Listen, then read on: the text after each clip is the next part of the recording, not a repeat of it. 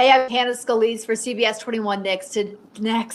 Today we are talking about that war in Iran and how Jewish Americans and Iranian Americans are feeling in central PA and throughout Pennsylvania as this war has started and is continuing. So a quick recap before we bring in our reporter Maxine Rose today.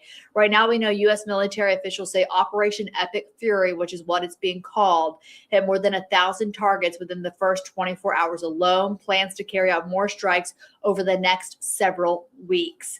The Defense Secretary, Pete Hegseth, says the purpose was not to change the regime in Iran, but that has changed with the supreme leader dead there, and the Trump administration now urging Iranians to take back their country.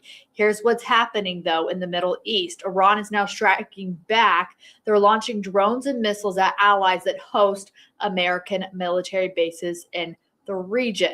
So we do know the U.S. has intercepted most of those incoming missiles, but we also know 4 U.S. service members have since been killed. So tonight, Maxine Rose is talking to some Iranian Americans who are dealing with this, and also Jewish Americans, as Jerusalem and Israel is part of the attack zone for Iran because they host some military bases there and are an ally of the U.S. So all of that going on, Maxine, who did you get a chance to talk to today about how they're feeling, what they think about all this? Yeah, so today I spoke with 2 people, one from the Pennsylvania Jewish Coalition, that's based in Philly, but I got the chance to speak with one of the chairmen today to talk about that. And then I also spoke with a board member of the Philly Iranian group as well. So both of them kind of talked to me about this kind of excitement, right? That there's a hope for future, a better future. Now, Okay, so they right now are pro attacks on Iran for freedom for Iranian people. well, yeah, I mean, I don't think any of them want war in the sense of the death and the destruction and all of that, but one thing that struck me today is that one of them told me war is the price of peace. And so, but with all of this excitement and, optimism, I should say, there's also a lot of anxiety. Okay. And so what could happen next? Also for the Jewish American community, it also comes with a lot of anxiety because of anti-Semitism.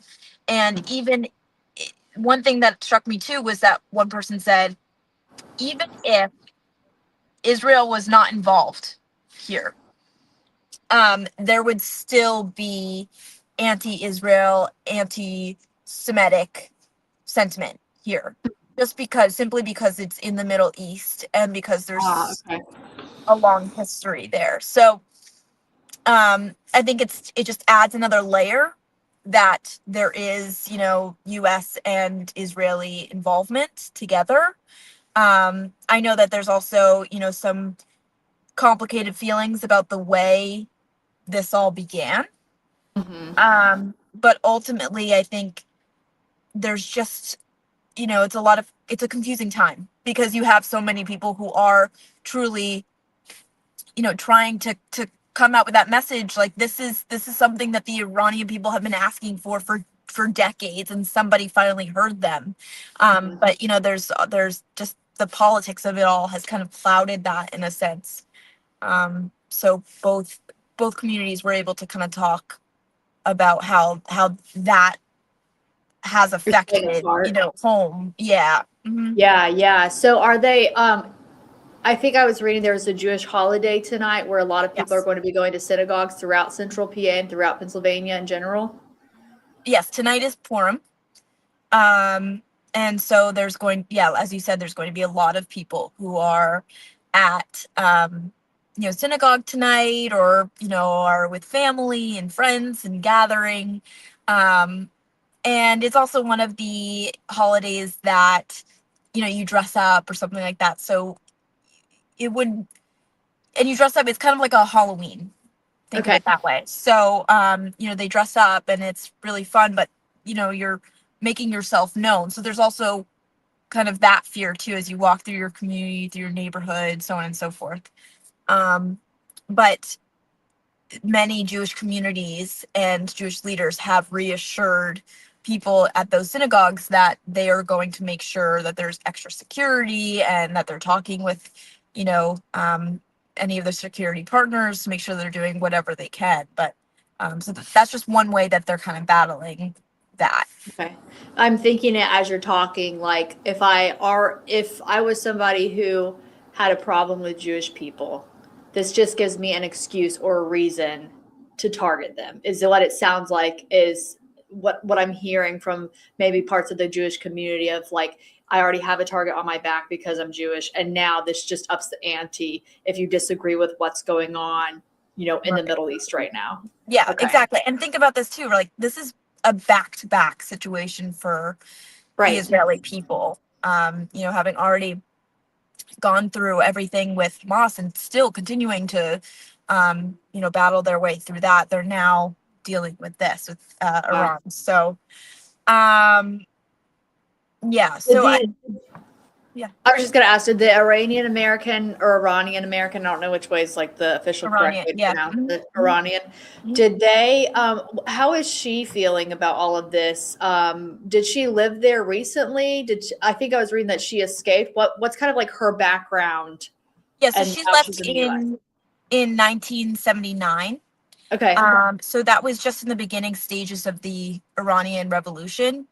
Okay. She said that she was like pretty much just leaving as Khomeini came in.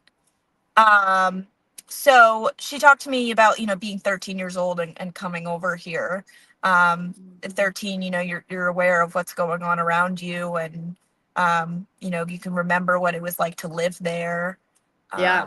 And so she talked about it like, not many people do understand, and they won't ever understand what that was like. And she was like, and this thing that we're trying to overcome right now is trying to get people to understand that this isn't just, about freedom for us. It's also freedom for everybody else. It's safety, it's peace. It's, this was an Islamic regime that just abused its power over and over and over again. And so she just really wants to make that clear. She's you might not be hopeful able for her to. people. Yeah, you might not be able to feel it the way that she feels it, but she is trying to get people to understand that this is more than just about the Iranian people, but everybody. Okay. Very interesting. I'm so glad you got to talk to both of them today and get different perspectives with their different cultural backgrounds and, different practices and everything like that. Just from, as Americans, we probably have our own perspective, but then as somebody who lived in Iran and somebody who is Jewish, like working through this and understanding it from a different perspective is fascinating too. So I'm really glad you got the opportunity to do that. Is there anything else that you want to add about your conversations today, or have we pretty much covered it? I mean, we just talked about previous attacks, things like that on these communities. So you remember the firebombing at the governor's residence, or, there's the Tree of Life, Right. Situation there. So it just was a good conversation to talk about, how prevalent these situations are, unfortunately, and why it's more important now than ever to kind of talk about them. Yeah. And to get that message out and to really just look for more unity than division at this point. A war will do that. A war will divide, but this is the time. They're both saying, this is the time we unite and Come together. This is better. Yeah. Very interesting. I know I woke up to the news, I think it was Saturday morning. And my husband told me about it, and I said, we didn't talk about that last night. And he goes, oh, well then it must be new. And we started looking at it and we're like, yeah, this all happened, overnight for us. in the U.S. So we're going to stay on top of this. I know we're doing some more national stories about, the whole purpose of what's going on, and then talking to you a little later on too about those individuals who are in Pennsylvania reacting to everything that's going on, who are more personally impacted by it. So thank you so much for getting in touch with them and for giving us that perspective too. We appreciate it.